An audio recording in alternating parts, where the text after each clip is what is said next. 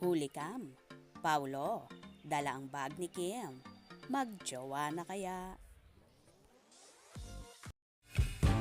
I'm overheated,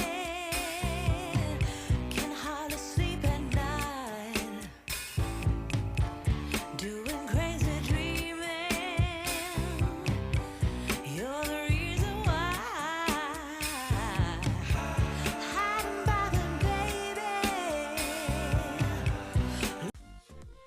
OMG! May kumalat ngang larawan kung saan napansin ng mga netizens. Hindi lang matataba ang utak at in fairness, ang mga mata nila talaga namang mainit. Nang dumalo nga sa ikasyam na araw ni Sir Deo Entrenal, ang mga bida ng Linlang, the teleserye version at What's Wrong with Secretary Kim na sina Kim Chiu at Paulo Avellino ay napansin agad ng mga Kim Pao fanay kung saan si Paulo nga ang may dala ng bag ni Kim.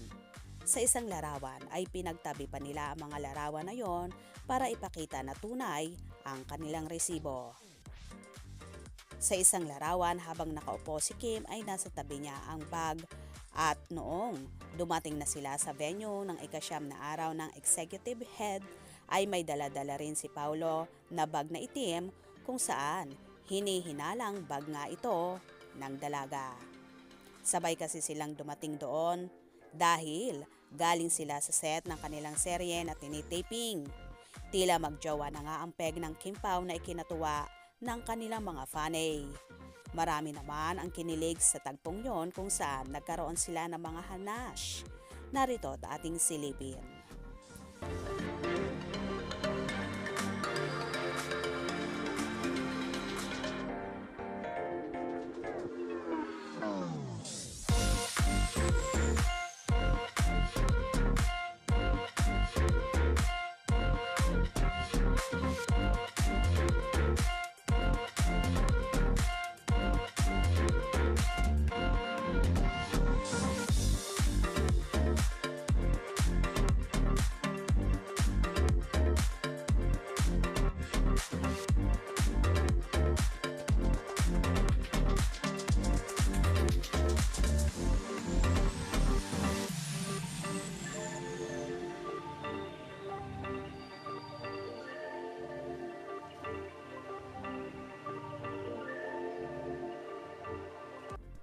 Kinilig din ba kayo sa paayuda ng Kim Pao?